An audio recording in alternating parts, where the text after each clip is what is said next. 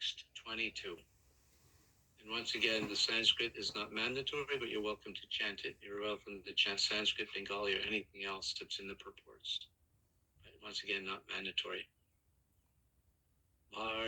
Barhaite te nanyane naryanam lingani vishnurnanirik shatoye adonrinam to drumajanma bajo Shretrani Nanu Rajato Hare Yo.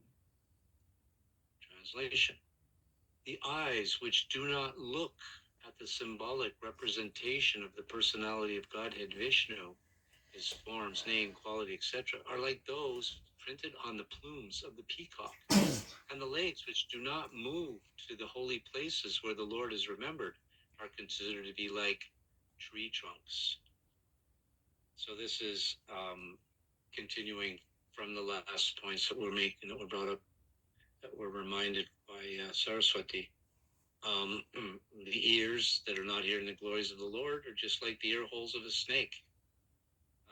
And the tongue that's not used to glorify the Lord is just like the croaking of the frog, because the croaking of the frog is very proud with his croaking. It only attracts the black snake of death that comes and eats him. So here, the eyes that do not use to see the personality of Godhead, they're only like the plumes on the peacock. They have eyes, but the eyes don't see. Or the legs, if you're not using them to take you, engage in devotional service, bring you to the temple of the Lord, they're just like the legs on like tree stumps. They don't have any value.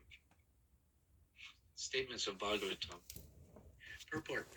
Especially for the householder devotees, the path of deity worship is strongly recommended. As far as possible, every householder, by the direction of the spiritual master, must install the deity of Vishnu forms like Radha, Krishna, Lakshmi Narayan, or Sita Ram especially, or any other form of the Lord, like Nrsimha, Varaha, Gaurnitai, Matsya, Kurma, Shalagram, Shila, and many other forms of Vishnu, like Trivikram, Keshava, Achyuta, Vasudeva, Narayan, and Damodar, as recommended in the Vaishnava Tantras or Puranas.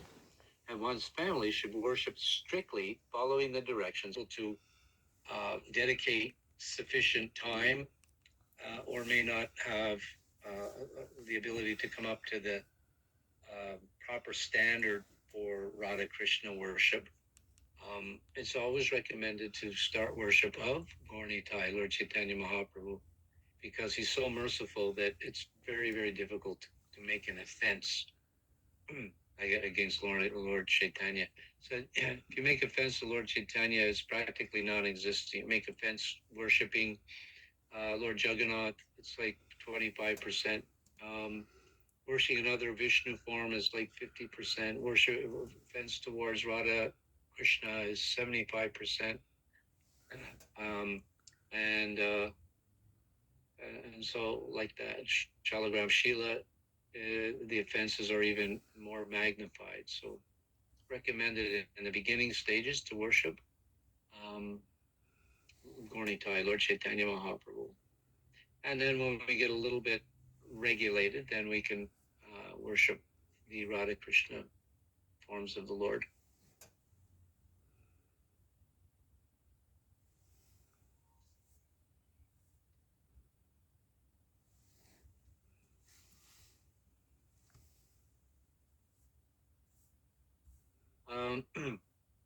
And all the members of the household should be engaged in the daily service of the Lord, beginning from the morning, 4 a.m., till night, 10 p.m., by performing Mangal Arti, Naranjana, Archana, Puja, Kirtan, Shringar, Bhoga, Vaikali, Shandhya Arti, Hatha Bhog at night, Shana, Trika, etc. So here Srila Prabhupada is, again, these are fairly high standards. These are the standards that you expect in the temples, not necessarily at home.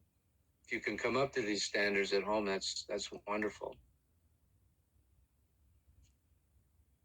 Engagement in such worship of the deity under the direction of a bona fide spiritual master will greatly help the householders to purify their very existence and make rapid progress in spiritual knowledge. Simple theoretical book knowledge is not sufficient for a neophyte devotee. Book knowledge is theoretical, whereas the archana process is practical. Spiritual knowledge must be developed by a combination of theoretical and practical knowledge, and that is the guaranteed way for attainment of spiritual perfection. The training of devotional service for a neophyte devotee completely depends on the expert spiritual master who knows how to lead his disciple to make gradual progress towards the path back home, back to Godhead. Spiritual master who knows how to lead his disciple to make gradual progress towards the path back home, back to Godhead. One should not become a pseudo spiritual master as a matter of business to meet one's family's expenditures. One must be an expert spiritual master to deliver the disciple from the clutches of impending death.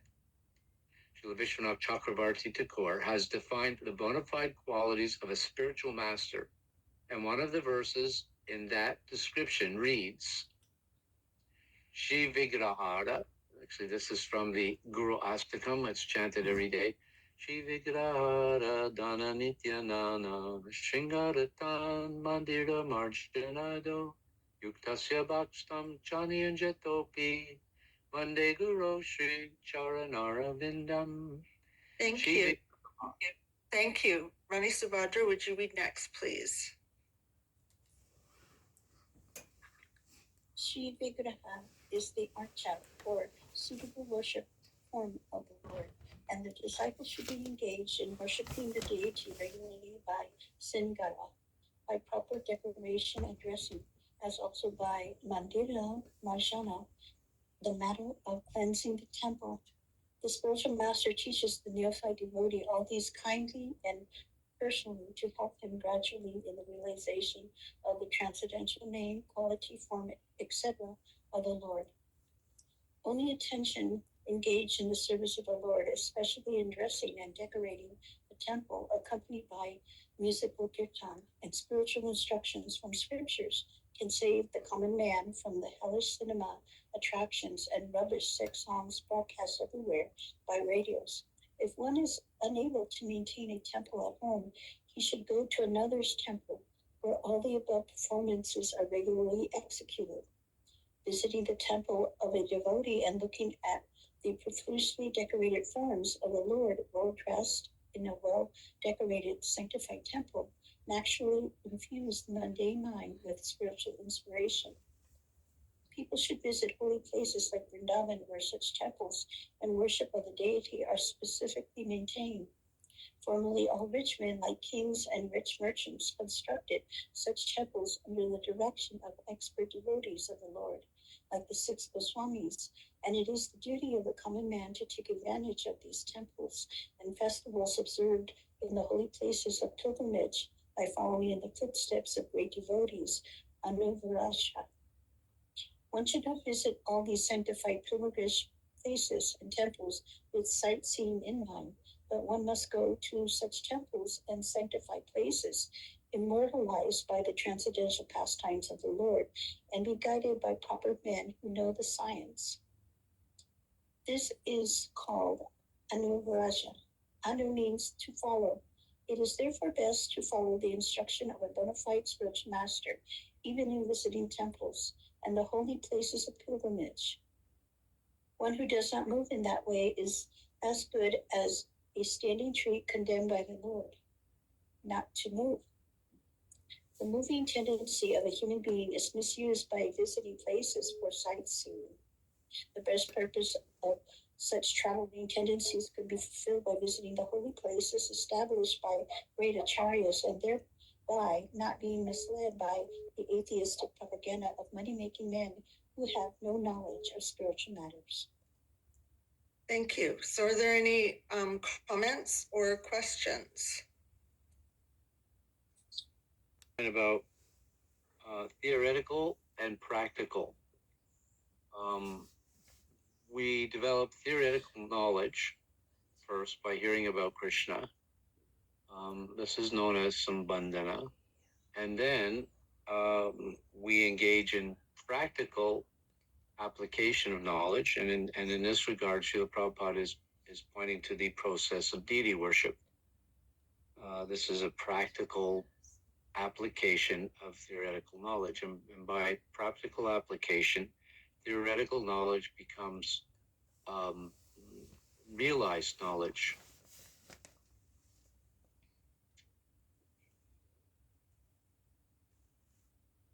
Any other comments or questions?